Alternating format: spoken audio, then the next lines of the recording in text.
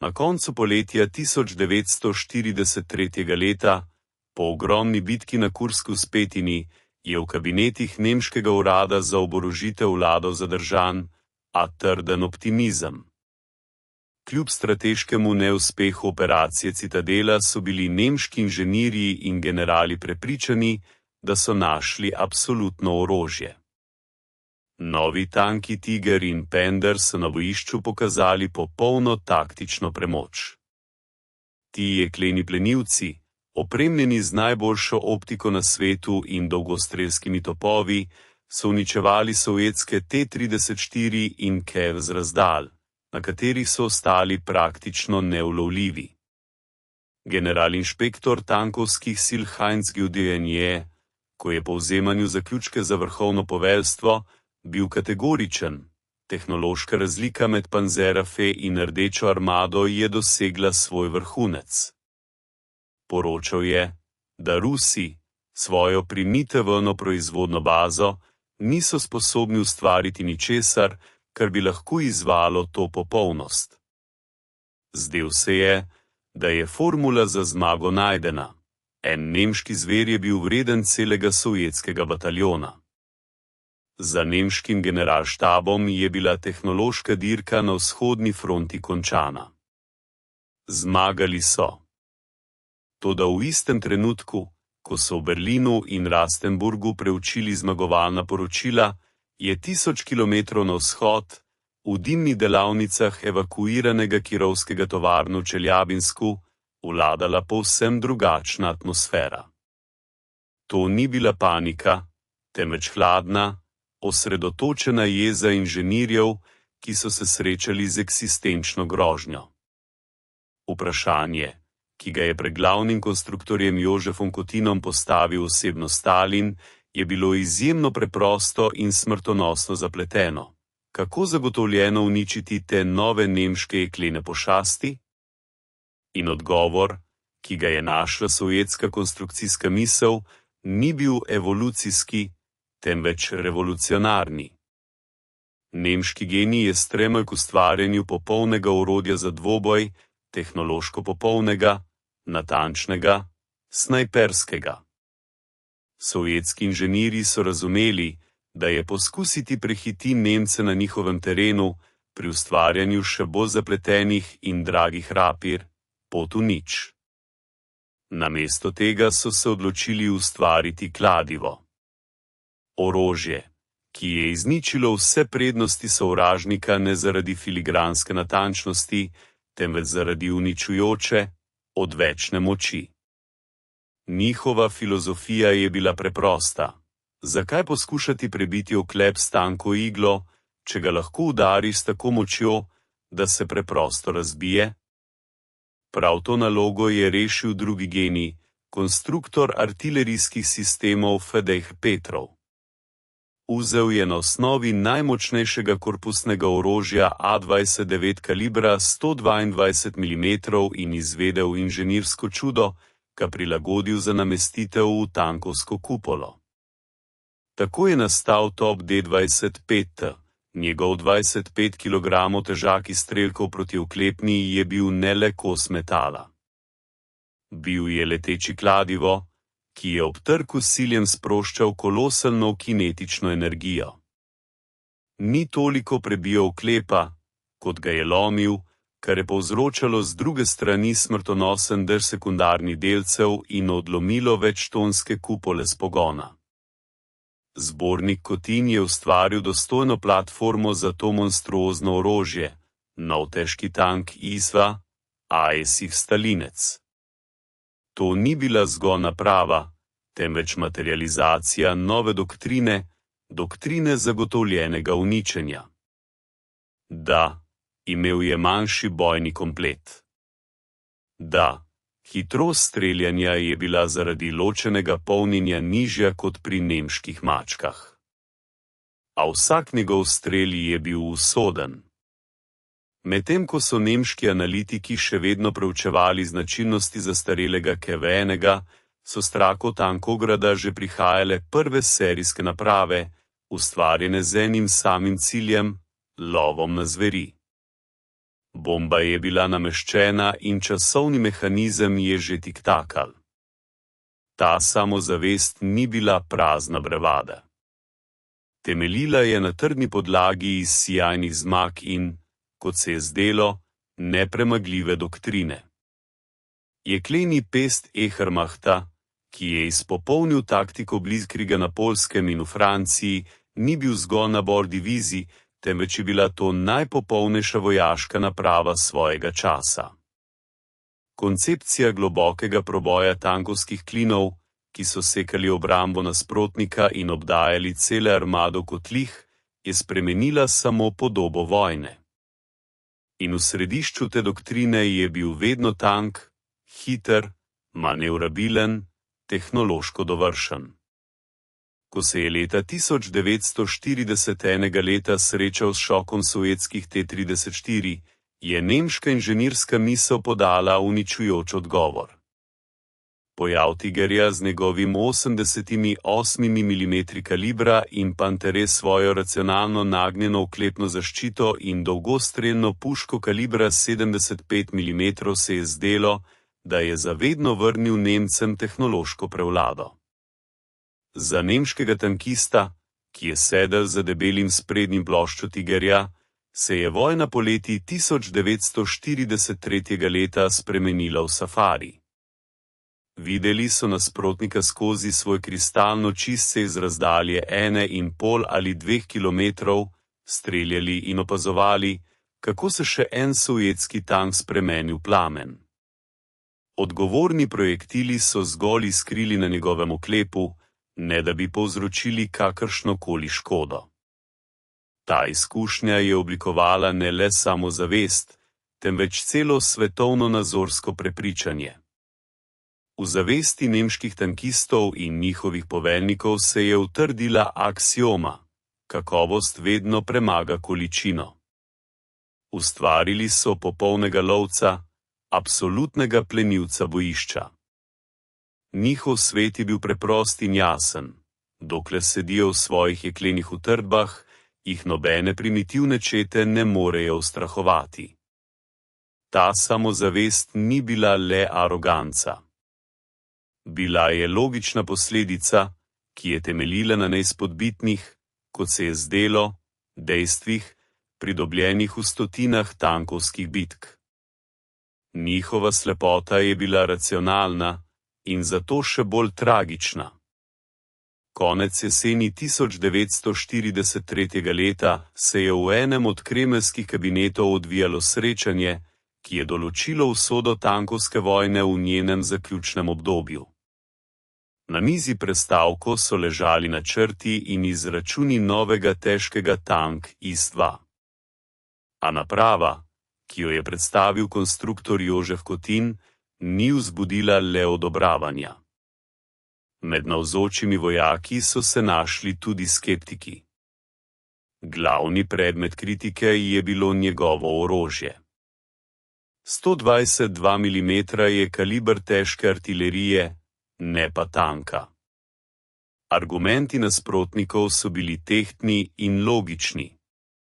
Nizka kadenca streljanja zaradi ogromnih granat in ločenega polnjenja. Majhen strelivni komplet, le 28 strelov. Nekateri generali, navajeni na manevrsko vojno in doktrino T-34, so menili, da vojska potrebuje bolj uravnotežen stroj, ne pa te okorne artilerijske utrdbe na gusenicah. Dokazovali so, da sta v resničnem boju kadenca streljanja in število strelov pomembnejša od odvečne moči enega zadetka. V trenutku je v kabinetu zavladala ledena tišina. Zdelo se je, da bi revolucionarni projekt lahko bil poslan na izboljšave ali pa celo povsem pokopan v arhivih. A odločitev je sprejel osebno Stalin. Ujel je samo bistvo nove filozofije. Razumel je, da Rdeči armiji, ki se pripravlja na napad na globoko izhodiščno obrambo v Evropi, ne potrebuje le tanka, temveč orodje za vdore. Orožje, sposobno z enim udarcem uničiti katerokoli utrdbo, katerokoli barikado in, kar je najpomembneje, katerikoli sovražni tank, vnašajoč strah v njegovo posadko. Potreboval je ne mečevalca, temveč težkega atleta. Verdikt je bil kratek in brez možnosti razprave. V serijo. Arto. Šifrirana telegrame je še isti dan odpotovala na vzhod, v Čeljabinsk. In medtem ko so nemški generali uživali v svoji tehnološki premoči, so v delavnicah Tankovgrada že zveneli kladiva, ki so odmevala ritem nove realnosti. Bombna naprava je bila postavljena. Časovni mehanizem je bil aktiviran. In sovražnik o tem niti ni slutil. V analitičnih oddelkih nemškega upravljanja oborožitve je potekalo skrbno delo.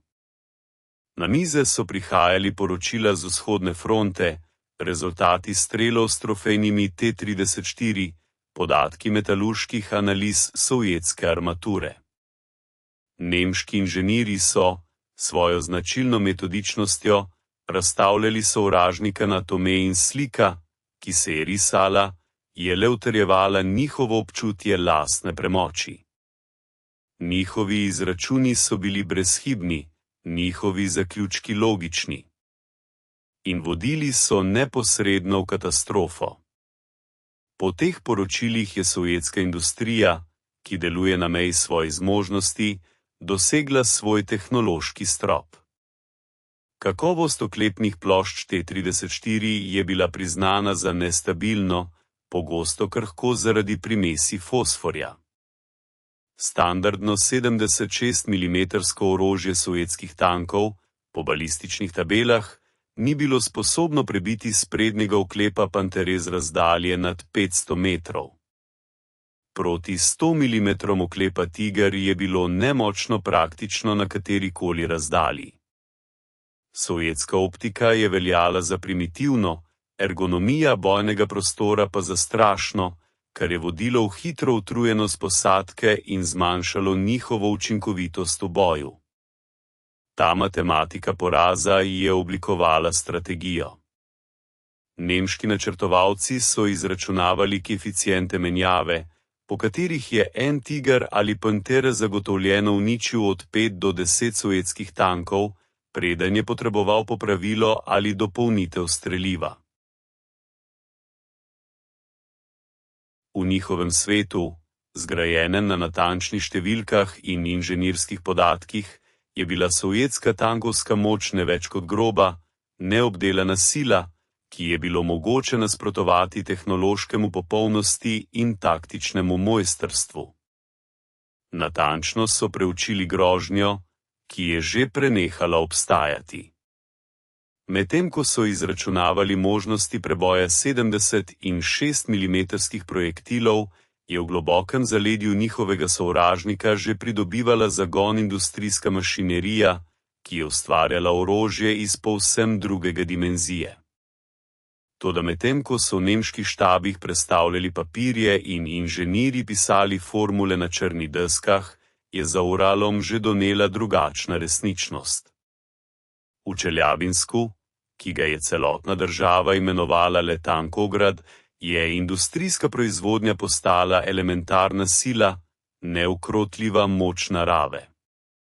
Tukaj ni bilo prostora za elegantne izračune in počasno sestavljanje. Tukaj je tekla gigantska jeklena reka.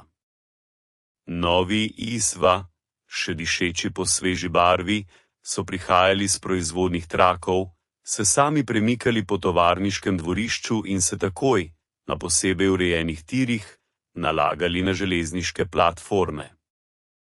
Ustvarjali so jih roke žensk in najstnikov, ki so delali po 12 ur na dan, motivirani ne le z ukazi, temveč tudi s hladno jezo, željo po ustvarjanju orožja maščevanja. Vsak nov tank, ki je zapustil vrata tovarne, je spremenil poročila nemške obveščevalne službe v odpadni papir. Vsak vlak, ki je odšel na zahod, je naredil izračune nemških analitikov brezsmiselne. To ni bila le dirka tehnologij. To je bila vse hitrejša jeklena plas, ki se je drla proti sovražniku, ki je še vedno verjel, da stoji na vrhu nedostopne gore. In nobene doktrine, nobena poročila in nobena matematika v tišini kabinetov niso mogla ustaviti njenega neustavljivega gibanja proti točki trčenja. V začetku leta 1944, v ozadju splošnega poslabšanja strateškega položaja, je vera nemškega poveljstva v svojo tehnološko superiority ostajala neomajna. Analitiki urada za oborožitve so predstavili končni sklep, ki je temeljil na, zdelo se je, brezhibni logiki. Sovjetski sistem je po njihovem mnenju lahko izvajal le ekstenzivni razvoj, neskončno kopiranje preprostih, grobih rešitev. Ustvarjanje orožja ravni Tiger ali Pender pa je zahtevalo ne le tovarne, temveč celo inženirsko kulturo, najvišjo natančnost v obdelavi kovin in napredno optiko, kateri Sovjeti po njihovem prepričanju niso imeli in niso mogli imeti. Izid je bil nedvoumen in je zvenel kot obsodba. Rusi niso sposobni ustvariti ničesar bolj zapletenega od T-34. Njihovo konstruktorsko razmišljanje je primitivno.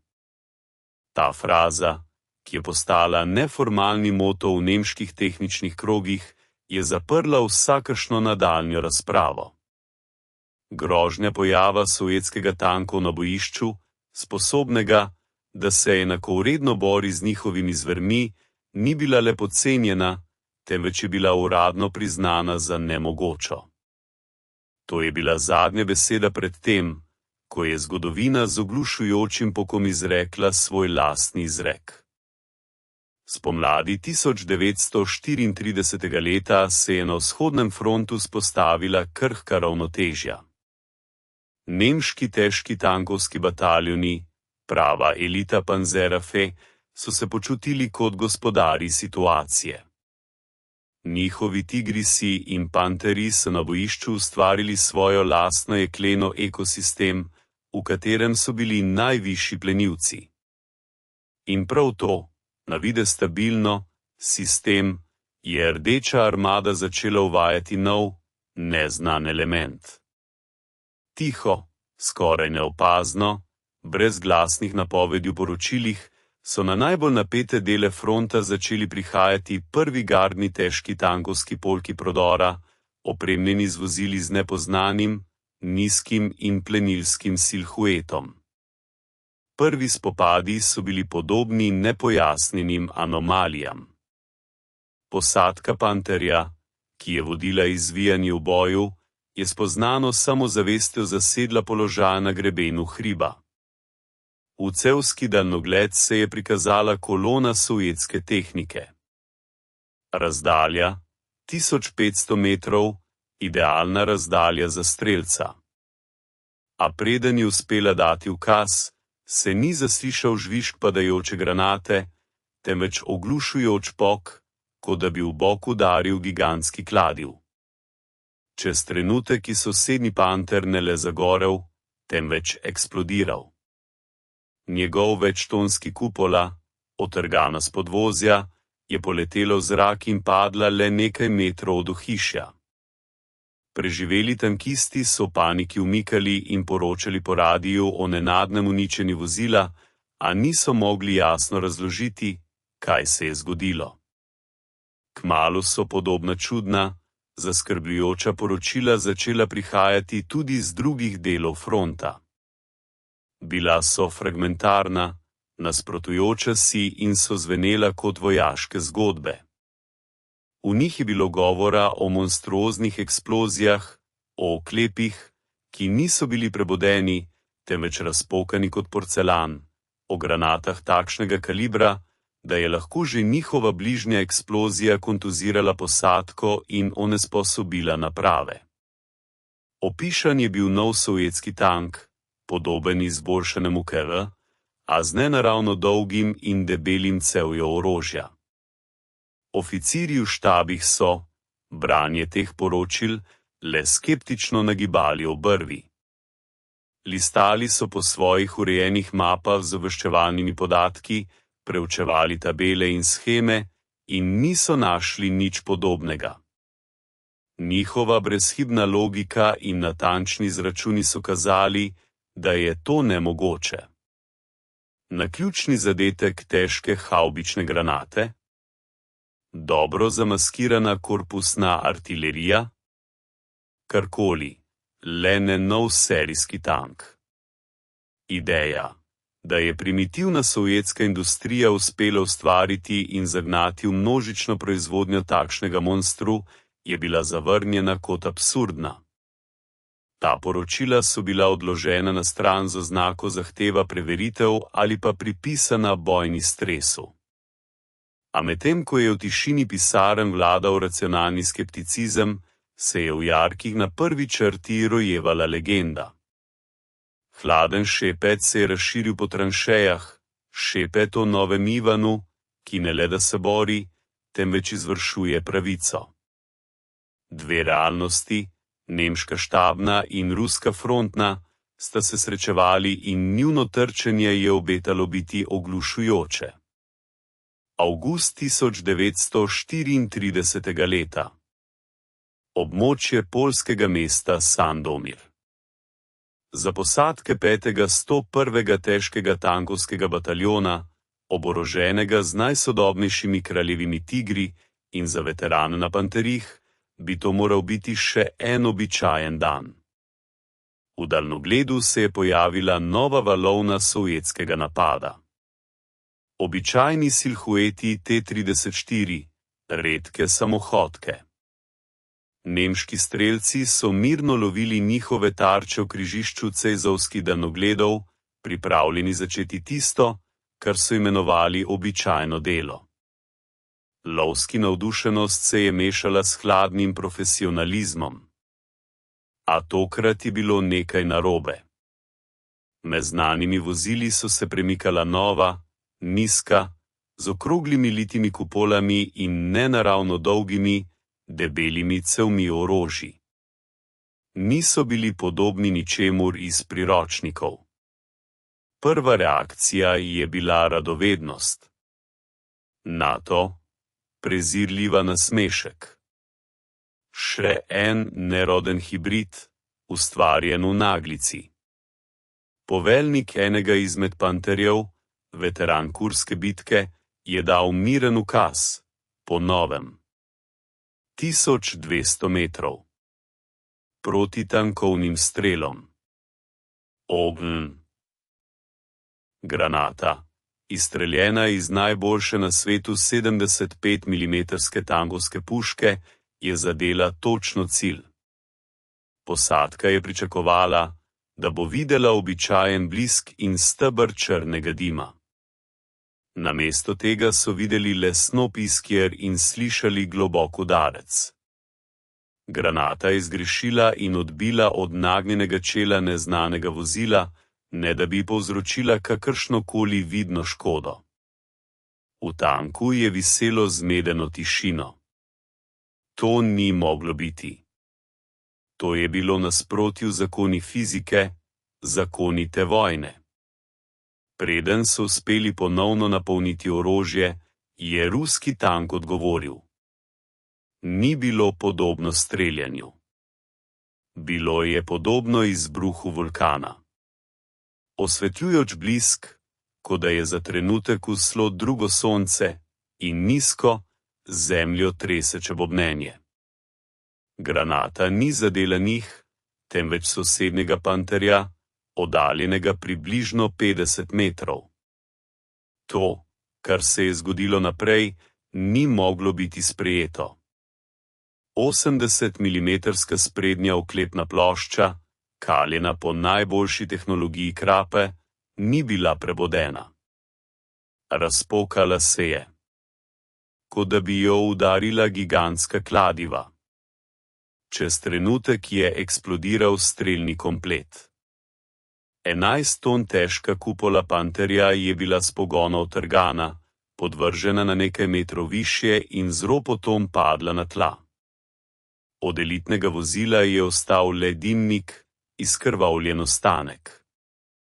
V tem trenutku je za nemške tankiste svet padel. Vsa njihova vera v tehnologijo, v kakovost oklepa, v superiornost optike in balistike, je vse to postalo pepel. Njihove jeklene utrdbe, njihove nedostopne citadele so v enem trenutku postale krhki grobovi. Iz lovcev so se spremenili v divjad.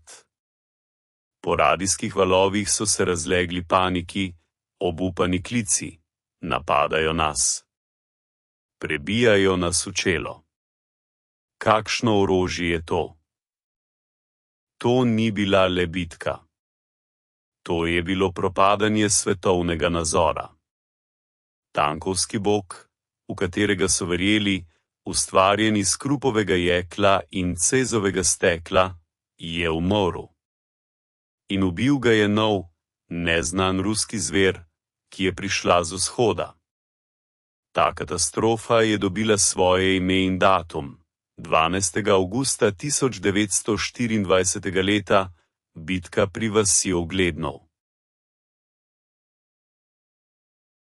Prav tukaj bi moral potekati triumfalni debi najnovejšega čudeža nemškega tankovskega inženirstva, težkega tanka Tiger II, poimenovanega Kraljevi tiger.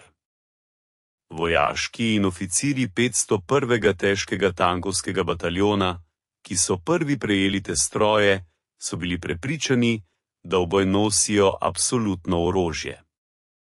150 mm naklonjene sprednje armature in nova, še močnejša 80 in 8 mm dolga puška sta ga teoretično naredila za neustavljivega boga vojne. Njihova kronacija na bojišču se je zdela le vprašanje časa. Zjutraj 13. avgusta je kolona kraljevih tigrov krenila naprej, v pričakovanju lahke zmage. Hodili so samozavestno, celo drsko, brez ustrezne obveščevalne dejavnosti. Niso vedeli, da jih prečaka ne slava, temveč skrbno pripravljena jeklena giljotina. Poveljnik 53. gardne tankovske brigade, polkovnik Vasilij Arhipov, je pripravil popolno zasedo. V kupih sena, v gostih grmovjih, v gubah terena so se skrili njegovi tankisti na T-34 in, kar je najpomembnejše, stroji 71. gardnega težkega tankovskega polka, povsem novi IS-2. Simbol tega boja je postal junak posadke mladega poročnika Aleksandra Oskina. Njegova T-34 je stala v zasedi ob robu koruznega polja. Pustil je, da je prvi kraljevi tiger prešel, in ko je drugemu džiganti dovolil, da so prišli na razdaljo samo 200 metrov, je odprl ogenj. Prvi izstrel, izstreljen v ranljivo stran, je onesposobil nemški stroj. Drugi je prižgal naslednjega. Tretji kraljevi tiger, ki se je obračal, da bi odgovoril, je izpostavil stran kupole in takoj zagorel.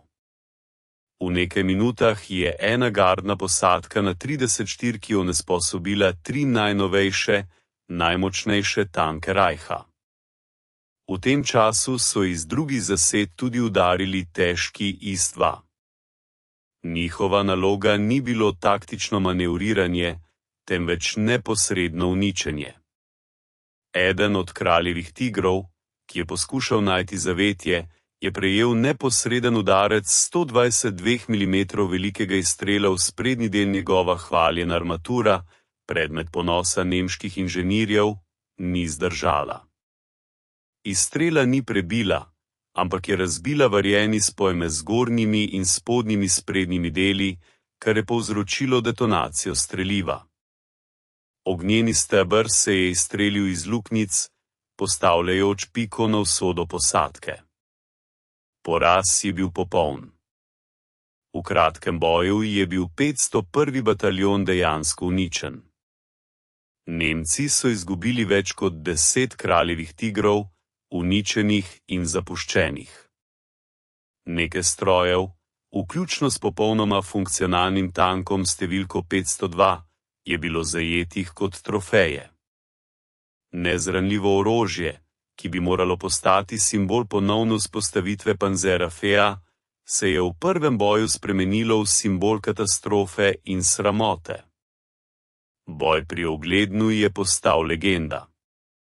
To ni bila le zmaga. To je bila obsodba celotne nemške filozofije tankovskega inženirstva. Obsodba, ki jo je izrekla taktična pismenost sovjetskih poveljnikov in uničujoča moč njihovega novega orožja. Koronacija se ni zgodila. Kralj je bil zrušen na dan svojega prihoda na prestol. Za čustvenim šokom, ki so ga doživeli nemški tankisti, je stala hladna, brezsrčna fizika in jeklena aritmetika, ki jo je njihovo poveljstvo tako tragično ignoriralo. Da bi razumeli obseg katastrofe, je dovolj, da primerjamo ključne številke.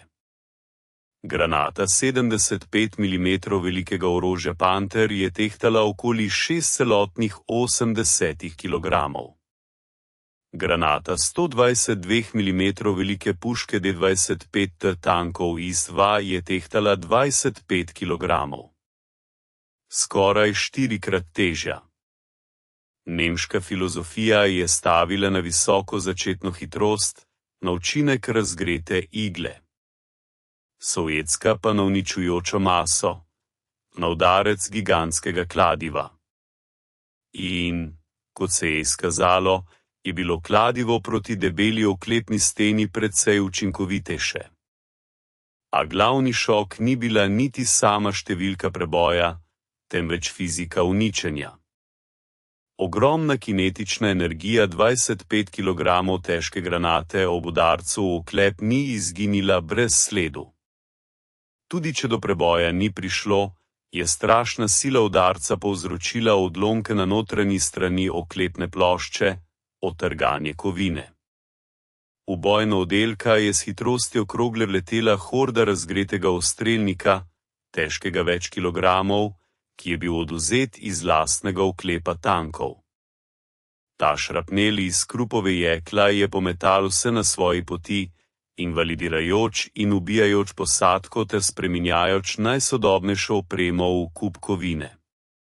Mit o neprebojnem oklepu je bil uničen ne s prebojem, temveč z grobo silo, ki je samo zaščito spremenila v smrtonosno orožje.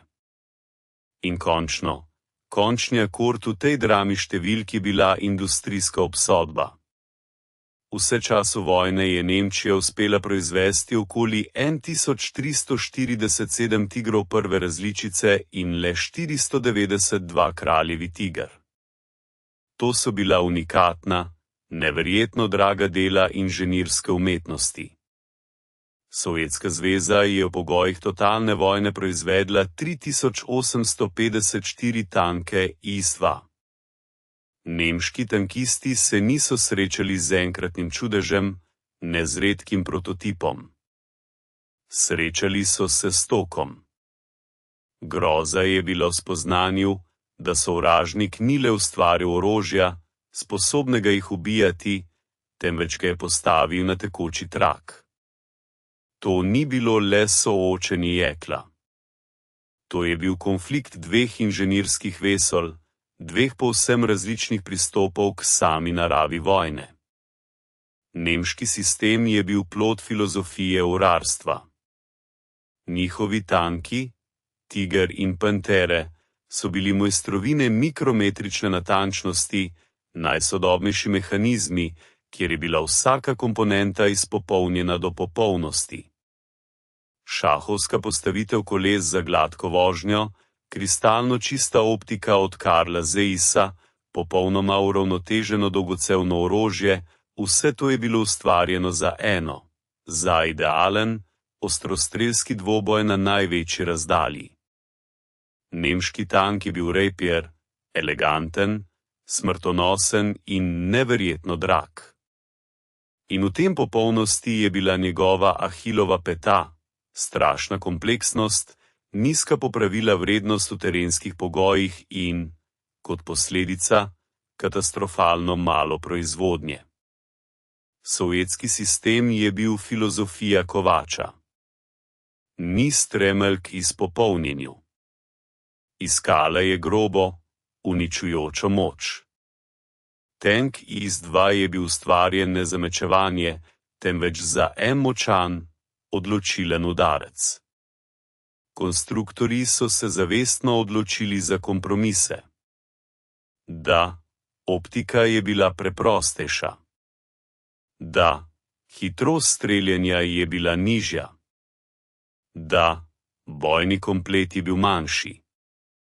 A vse te pomanjkljivosti so zbledela ob enem, glavnem, absolutnem privilegiju, sposobnosti 120 mm orožja, da zagotovo uniči vsak tanek nasprotnika z enim zadetkom.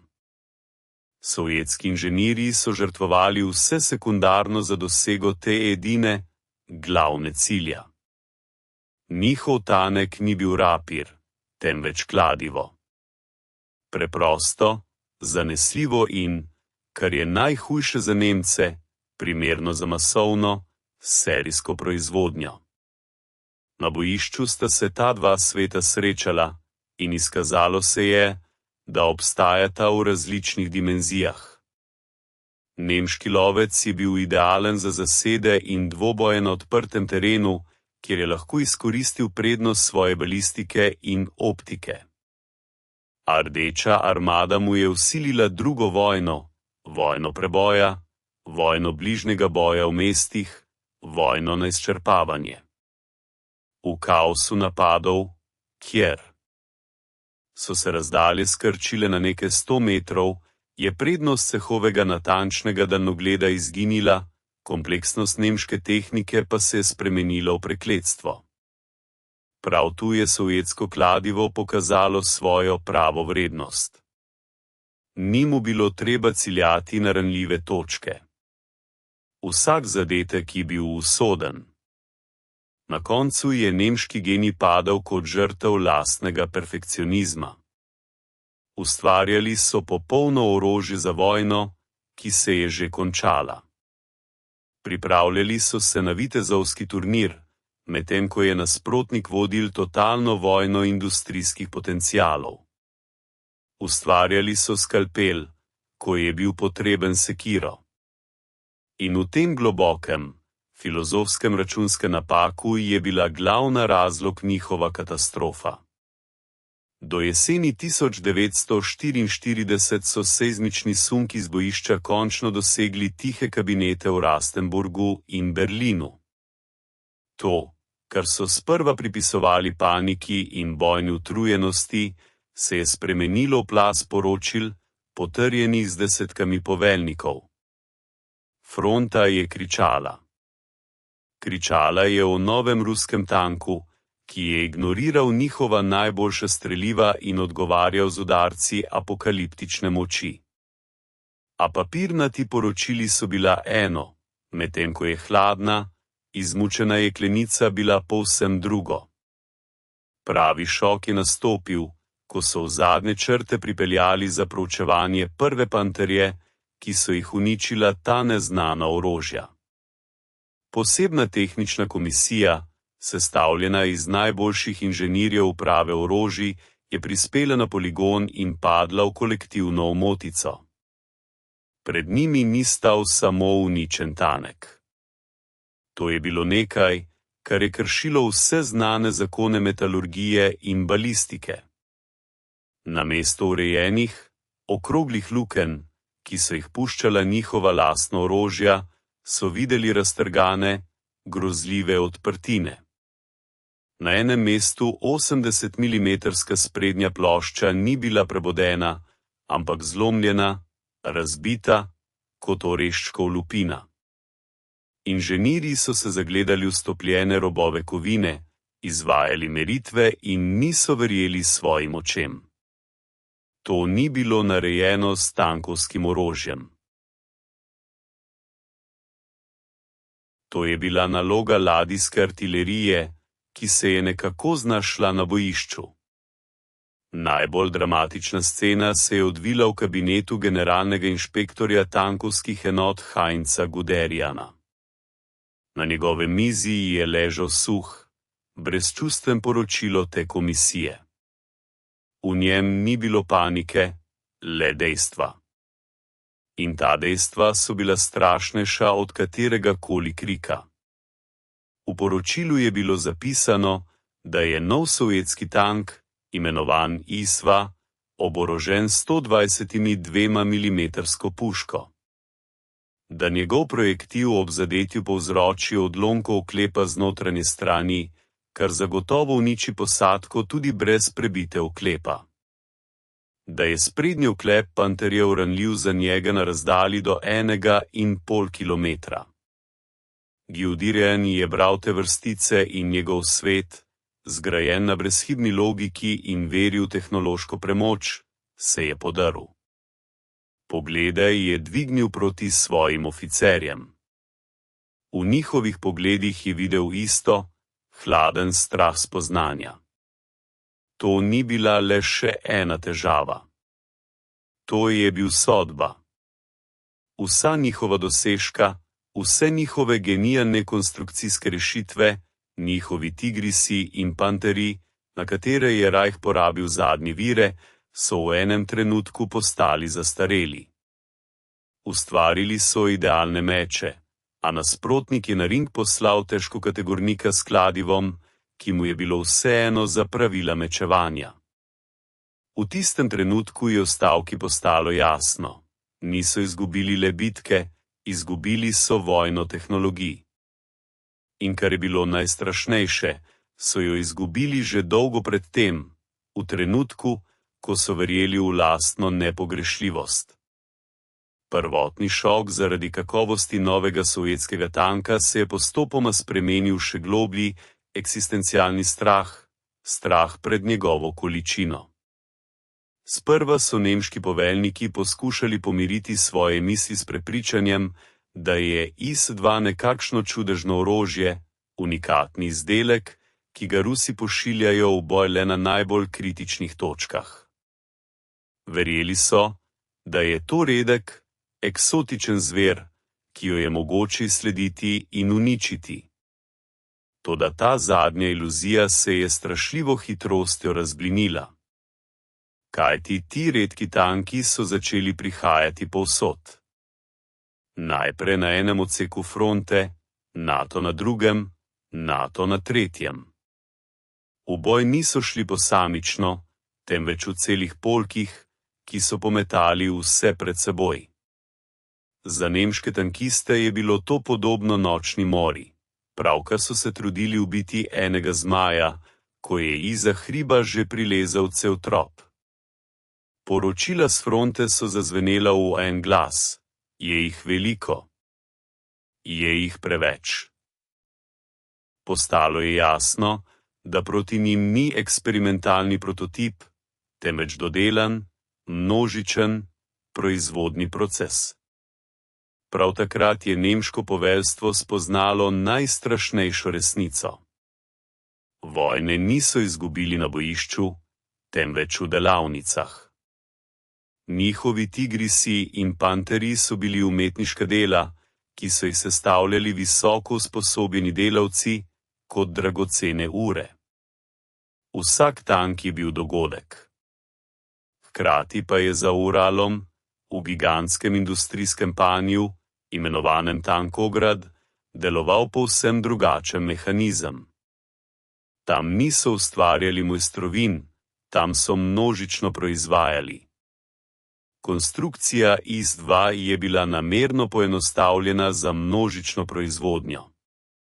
Litje delov namesto zapletenega varjenja, minimalna draga obdelava. Edina sovjetska tovarna v Čeljabinsku je proizvedla težkih tankov več, kot vse industrije Tretjega rajha skupaj. To ni bila več vojna tehnologij. To je bilo industrijsko cunami, ki se je neizogibno valilo proti Zahodu. Nemci so spoznali, da se ne borijo le z vojsko, temveč celotno industrijsko civilizacijo, ki je razmišljala v drugih kategorijah. Spoznali so, da je vojna tekmovanje ekonomij in v tem tekmovanju je njihov sijajen, a krhek aristokratski mehanizem bil obsojen na poraz pred neusmiljeno, barbarsko močjo konvejerja. Do zime 1944. leta so se spori v nemški stavki umirili. Hladna, neusmiljena dejstva, predstavljena v poročilih tehničnih komisij in potrjena z desetinami poročil s fronte, so naredila svoje delo. Iluzije so se razblinile, ostala je le gola, grdoba resnica. Zdaj vprašanje ni bilo, kaj to je, ampak kako s tem preživeti. V atmosferi zmedenosti in naraščajočega obupa je moral zazveneti končni sklep. In je zazvenel. Ampak ne iz ust generalo štabu, temveč od človeka, ki je opazoval tega novega ruskega monstra skozi merilno napravo svojega tigerja. Ta glas je pripadal otetu Kariusu, enemu iz najbolj uspešnih in cenjenih asov Panzerafea. Ni bil pa nikar. Bil je poklicni strokovnjak najvišje ravni, človek, ki je poznal vojno in svojo napravo do zadnjega vijaka. In prav njegove besede, pozneje zapisane v spominih tigerji v blatu, so postale najbolj iskrena in najbolj strašna epitafija nemški tankovski presežek. V njih ni bilo čustev, le hladen, ubijalski analisis, rojen iz grenke izkušnje bojev. Karius je pisal, istva nismo smeli vstopiti v boj z njim na razdalji manj kot 1000 metrov. Njegov 12,2 cm dolg top nas je prebijal spredaj, medtem ko smo ga lahko zadeli le strani ali zadaj. Stalin je bil nepremičen na našem glavnem orožju. Ta beseda je bila enakovredna kapitulaciji. To ni bilo le taktično navodilo. To je bil popoln in brezpogojen odstop od vse filozofije Panzerafea, od samega bistva doktrine Blitzkriega. Lovec, ustvarjen za dominacijo, za uničenje nasprotnika v odprtem viteškem dvoboju na maksimalni razdalji, je zdaj prejel ukaz, da se temu dvoboju izogne za vsako ceno. Njemu je bilo predpisano, da se skriva, udari iz zasede, deluje kot partizan, ne kot kralj bojišča. To je bilo priznanje, da so v glavni disciplini, v umetnosti tankovskega dvoboja, bili poraženi. To priznanje, rojeno na prednji črti in le kasneje razumljeno v štabih, je postalo neformalni zakon za nemške tankerje na vzhodni fronti. Več niso iskali slave v odprtem boju. Iskali so priložnost za preživetje.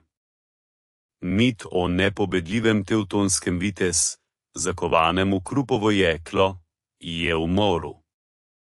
Pokopali so ga pod preprostimi in strašnimi besedami asistenta tankista, ki se je upal pogledati resnici v oči in priznati, da je njihov bog mrtev, medtem ko se je na bojišču pojavil nov, mnogo bolj krut in mogočen.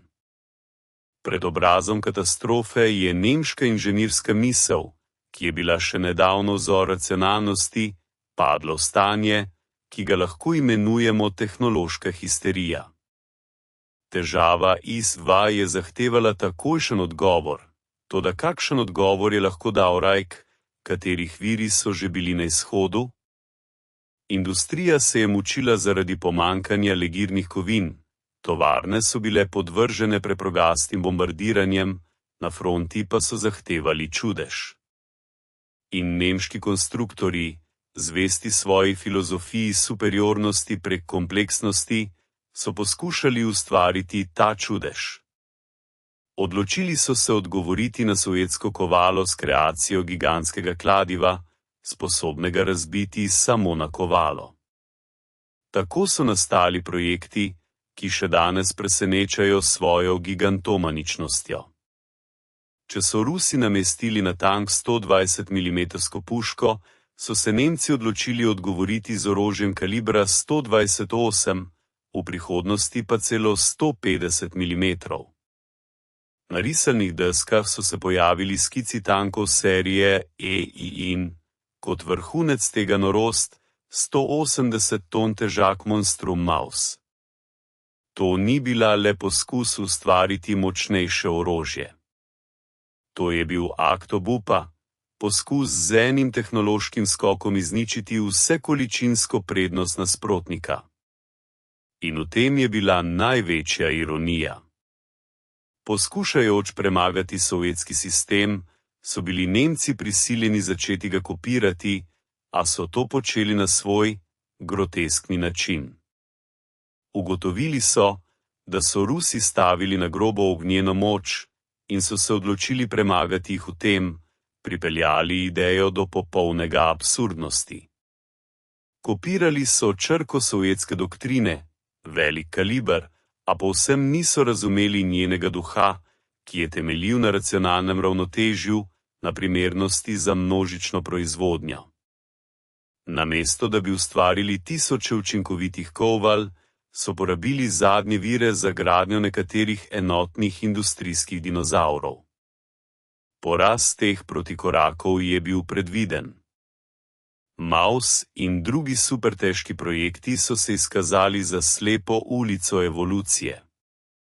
Ti jekleni leviatani niso mogli prečkati večine evropskih mostov, porabljali so nepredstavljivo količino deficitarnega goriva in so bili nočna mora za vsak popravni bataljon. Medtem ko je v Nemčiji v mukah nastajal en nepraktičen prototip, je sovjetskih trakov prihajalo 100 pripravljenih na boj IS-2. Na koncu je bil pravi odgovor na IS-2 ne novo orožje, temveč ukaz. Ukaz, da se skrijejo. Ukaz, da se izognejo frontalnim spopadom. Ukaz, da napadajo bočne in zadnji strani iz zased. To je bilo taktično priznanje popolnega in brezpogojnega poraza v tehnološki tekmi. Asistenti Panzerafea, kralji tankovskih dvobojev, so se spremenili v partizane, prisiljene voditi vojna na skrivaj. Njihov upor je postal zaman, ne zato, ker niso imeli idej, temveč zato, ker njihove ideje več niso ustrezale realnosti, ki jo je diktiral sovražnik. Mnogo strašnejši od lukenj v oklepu so bile razpoke, ki jih je IS-2 pustil v samem ideološkem okviru Tretjega rajha. Za nemškega vojaka, še posebej za tankista Panzerafea, je bila vojna do 1944. leta več kot le zaporedje bojev. Bila je materialna potrditev mita o odličnosti. Tiger in Pantere nista bila le orožje. Bila sta jeklena avatara arijskega genija, simboli tehnološke in rasne prevlade. Sedenje znotraj takega vozila, obdano z najboljšim jeklom in najboljšo optiko, je nemškega tankista preobrazilo v nekaj več kot le vojaka. Bil je polbog, nadčlovek, ki je pisal zgodovino. Ta psihološka oklepna zaščita je bila morda še bolj trdna od krupovega jekla. In ta mit se je soočil z grobo, prvinsko močjo 102 mm projektila. IS-2 je udaril ne le po tankih, ampak je udaril neposredno v srce nacistične ideologije. Ko se je najboljši nemški tank, vrhunec inženirske misli, razletel na koščke z enim strelom primitiven ruskih orožij, se je v dušo nemškega tankista prikradel hladen, eksistencialen strah. Ta strah je bil povzroč s preprostim, smrtonosnim vprašanjem, če je vse, v kar smo verjeli, laž? Če se njihovo najboljše jeklo, njihovo tehnološko popolnost lomi kot steklo, Kaj ne potem rečemo o njihovi ideologiji rasne prevlade? Ta psihološki zlom je imel katastrofalne posledice na bojišču. Iz samozavestnega lovca, ki je dominiral na bojišču, se je nemški tankist spremenil v žrtev, v preganjanega zverjaka, ki je čakal udarec iz nič. Agresivni napadalni duh, sama bistvo Blitzkriega, je izginil in se spremenil v taktiko preživetja. Tank IS-2 je postal materialno nasprotovanje vsem nacističnim propagandam. Bil je jekleni, neizpodbitni argument, proti kateremu so bile besede Goebbelsa nemočne. Ni le ubijal vojakov. Ubijal je vero, in brez vere se vojska spremeni v oboroženo množico, obsojeno na poraz. Eho strelov 102 mm topov se ni utišalo z zadnjimi salvami druge svetovne vojne. Nasprotno, postalo je ohromljujoče točno, ki je določilo ton celotni naslednji dobi.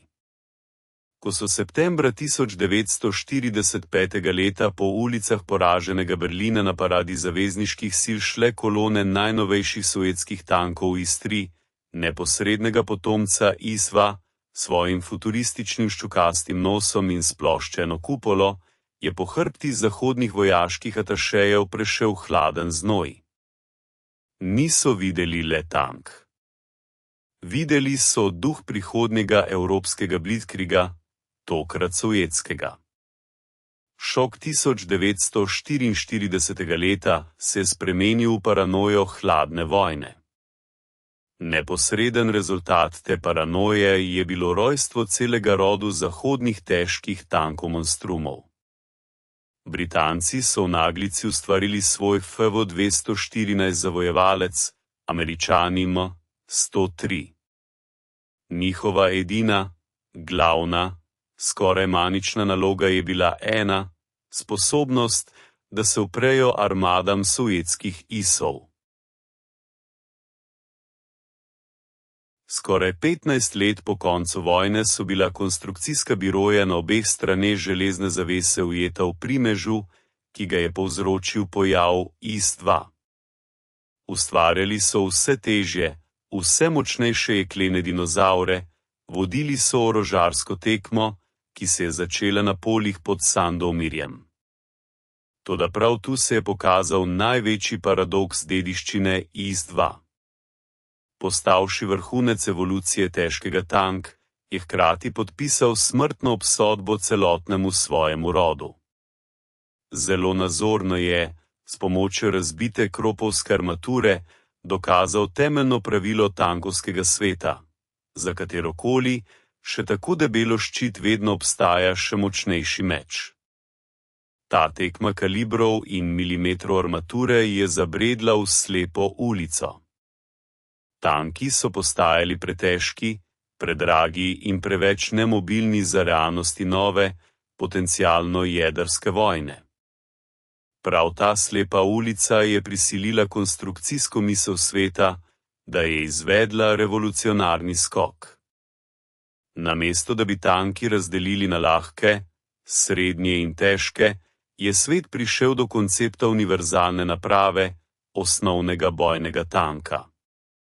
Tanka, ki bi združil mobilnost srednjega, zaščito težkega in, kar je najpomembnejše, ognjevo moč, sposobno uničiti vsakogar. In prvi resnično množični in uspešni tank te nove dobe je postal sovjetski T-54, ki je podedoval od IS-2 ne debelino armature, temveč njegovo glavno idejo uničujoče ognjeve prevlade v racionalni, množični embalaži. Tako je IS-2, veliki ubijalec nemških mačk, na koncu ubil tako sebe kot tudi v svoj razred in odprl pot novi dobi. A njegova duša živi še danes. Ko gledate na 125 mm orožja sodobnih ruskih tankov ali 125 mm puške Abramov in Leopardov, vidite neposredno dediščino D-25T. To je dediščina, filozofija zagotovljenega uničenja. Lekcija, ki so jo sovjetski inženirji podali v 1914. letu, lekcija o tem, da psihološka prevlada na bojišču ni dosežena le z armaturami, temveč tudi z odvečno, strašansko ognjevo močjo, je postala aksiom tankogradnje za celotno 20. stoletje. In v tem soočenju dveh jeklenih filozofij se skriva glavni, brezčasni nauk, ki presega meje tankogradnje. Nemški genij, zaslepljen svojim uspehom, je iskal absolutno orožje. Prizadeval si je ustvariti popoln, brezhiben mehanizem, tehnološko mojstrovino, ki bi svojim obstoječem morala zagotoviti zmago. A vojna ni sterilna laboratorija in ne viteški turnir. Je kaotična, krvava sila, v kateri ne zmaguje najbolj popoln, temveč najbolj prilagojen. Glavna lekcija te zgodbe je preprosta in neusmiljena. V totalni vojni je absolutno orožje ne najbolj popolno, temveč najbolj množično in učinkovito. Sovjetski genij ni bil v poskusu ustvariti boljši tiger, temveč v zavedanju, da to niti ni potrebno. Genialnost je bila v tem, da najde asimetričen odgovor, ustvari orožje, dovolj močno za zagotovljeno uničenje nasprotnika in hkrati dovolj preprosto za proizvodnjo v nemislih količinah. To je bil triumf ne inženirskega perfekcionizma, temveč industrijskega pragmatizma. V simfoniji totalne vojne bo odmev 1000 kovaških kladiv vedno zadušil brezhibno melodijo enega koncertnega pianina. Po vojni, ko je hrup bitk ustregel tišini kabinetov, so pokončani nemški generali vzeli v roke peresa. V svojih spominih so poskušali najti odgovor na glavno vprašanje. Kako? Kako je njihova popolna, natančno usklajena, na videz nepremagljiva vojaška mašinerija bila zmeljena in uničena? Pisali so o zmrzali, o blatu, o številčni premoči, toda skozi vrstice upravičil se je prebijalo grenko, zamujeno spoznanje. Morda je najpoštenejši in najstrašnejši zaključek podal človek, ki je stal pri izvoru triumfa Panzerafea in bil priča njihovemu neslavnemu koncu. General Heinz Guderian, ki je analiziral vzroke katastrofe, je odvrgel tehnične podrobnosti in pogledal samo bistvo problema. Njegove besede zvenijo kot epitaf na grobu celotne vojaške filozofije. Ustvarjali smo odlične tanke. Morda najboljše na svetu. Toda pripravljali smo jih za dvoboj, medtem ko so Rusi ustvarjali orožje za vojno. Medtem ko smo mi proizvajali enega tigra, so oni proizvajali 10 tankov, sposobnih, da ga uničijo. V tej grozljivej aritmetiki je bil naš izrek. V tej eni frazi je bila vsa drama soočenja. Zgodba o tanku izva ni le zgodba o jeklu in smodniku. To je pripoved o tem, kako aroganca, postavljena v obselu, neizogibno razbije ob skale surove realnosti.